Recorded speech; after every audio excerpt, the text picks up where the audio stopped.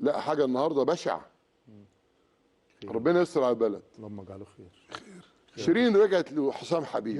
يخرب بيت ام شيرين لبيت ام حسام حبيب لبيت ام عمرو اديب. عايز حاجه تانية يالا؟ يخرب بيت ام شيرين لبيت ام عمرو حسام حبيب. اتنين شمامين لبيت ام عمرو اديب اللي ما عرفتش تربيك. انت مصري؟ طب ممكن تفرجنا كده بقى؟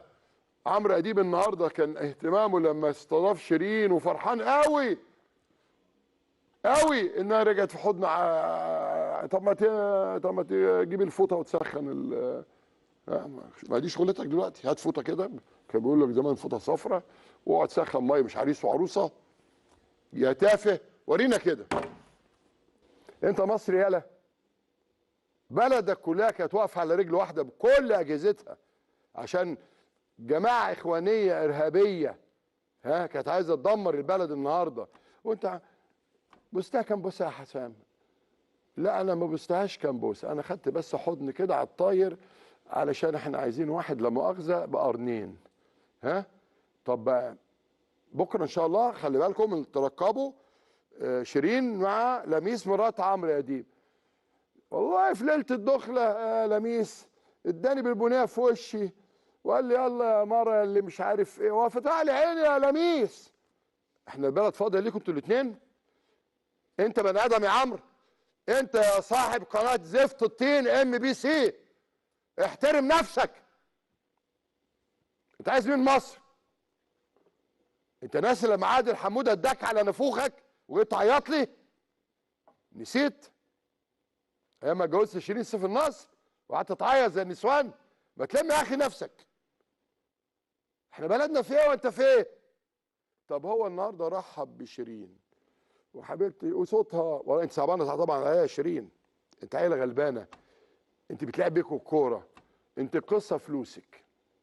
مره اخوك وامك ومره حسام وابوه واحنا عمالين نتفرج. ده احنا اللي محتاجين دكتور نفساني دلوقتي يا شيرين عشان نعرف خلاص الفيلم الهندي اللي انت عاملاه مع حسام ده يخلص امتى. انت غلبانه. اخوك قال عليك شمامه وانت قايله لنا ان اخويا شمام، وبعدين مش عارف امه قالت على الواد شمام. هي مصر فاضيه للشمامين؟ تاني يخرب بيتك لبيت حسام، لبيت عمرو اديب، لبيت لميس مرات عمرو اديب. عايزين مننا حاجه تاني بقى؟ طب ما تورينا كده بقى قبل ما نخش على الواد علاء زفت الطين دون. النهارده بقى مصر كلها في حته والكلب ده في حته تانيه.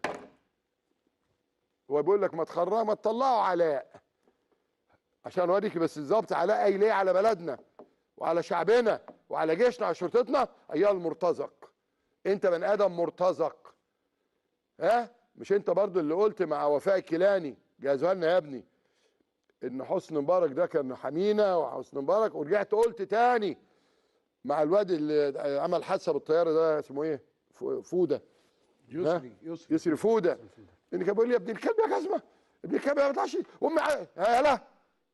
انت وصمه عار في جبين الاعلام انت ومراتك، وصمه عار في جبين. ورينا كده بقى هو عمال يدافع عن الواد اللي قال لي ادبه على جيش مصر. في يا جماعه مين الواد ده؟ مع احترامي للسعوديه وحاكم السعوديه جلاله الملك سلمان والله فوق دماغنا، وسمو الامير محمد بن سلمان انا شخصيا بحبه على المستوى الشخصي لانه ما بيخافش. تمام؟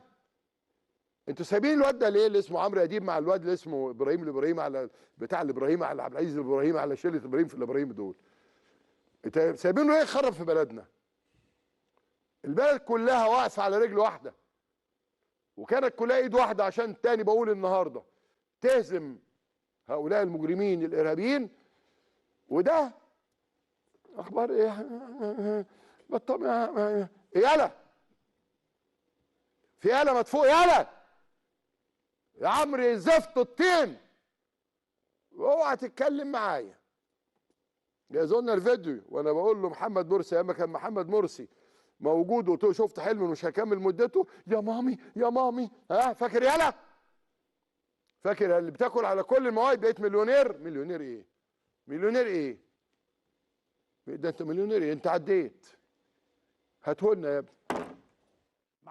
طيب يا عمرو، لما الطريق طبقا للدستور معروف ان نقدم طلب التماس لسياده الرئيس، امال الفيلم اللي اتعمل دون في المؤتمر بتاع المناخ، ها، وشتمت مصر كلها البنت قليله الادب ديا، وطردوا عضو برلمان محترم من على ارض مصريه. لو عندك يا ابني جاهز وهما بيطردوه، اللي جاي يتكلم وخطفوا منه الميكروفون، واد زي العجل بيقول لك ايه اللي جاب من تحت؟ بيقول لك ايه؟ الواد محمد ناصر لما قال وجابت جون، سناء جابت جون. جابت جون في امك يالا. جابت جون في ايه؟ جابت جون في ايه؟ دي واحده قاعده ساعتين خاينه وعميله. القصه يا جماعه مش قصه عفو عن ولد، بالعكس انا من اسبوعين ثلاثه هنا في جاهزه يا ابني قلت يا سياده الريس طلع العيال دي خلاص من باب الشفقه. انما بعد ما حصل في المؤتمر وينطرد عضو برلمان محترم ويتشتم ويتهان من العيال المجرمين اللي هم دلوقتي كلهم كله في المستشفى، كله عمل عمليه البواسير دلوقتي، كله خلاص، وعملها بالطريقه القديمه. دلوقتي ليزر، لا زمان كان مؤاخذه كان ما اعرفش، كان بيجيبوا خابور يحطوا فيه بتاع دون صبغه يوت وفتيل ومش عارف ايه، واخد بالك؟ دلوقتي بيعملوها لهم دلوقتي جديده. تمام. فالنهارده انت بقى عايزين ناخد راي سيادتك يعني. اولا ايه رايك لما لو حسام وحبيب النهارده، حسام حبيب وشيرين النهارده بعد ما رجعوا ما فيش حد فيهم بس التاني عشان بيقرفوا من ريحه بعض، ما هي قايله قبل كده وهو قايل عليها قبل كده. ايه رايك يا عمرو بيه؟ وايه رايك يعني بعد اذنك يعني ان الشمه تبقى شمتين؟ ايه رايك؟ عايزين نعرف راي سيادتك. انت فاكر الشعب ده شغال عندك يالا؟ تجيبوا يمين وتجيبوا شمال. طيب خلاص، طب ناخد رايك بقى. هو الولد ده اللي قدم طلب عفو طبقا للدستور ما كانش عارف ان في دستور؟ ها؟ ولما عنده ولد عنده توحد ربنا يخليه له ويشفيه له، هو الظباط اللي ولادهم اتقتلوا، الظباط اللي اتقتلوا وسابوا ولادهم وامهاتهم وزوجاتهم، ما كانوش عارفين ان هم عندهم ابناء برضو؟ ما شافوش اصلا. ده في ستات كانت حامل. لو عندك الست اللي ردت على المجرمه الانجليزيه، بس خلي بالكم هو بيقول ايه؟ اصل هي دخلت وفجاه لقوها في شرم الشيخ،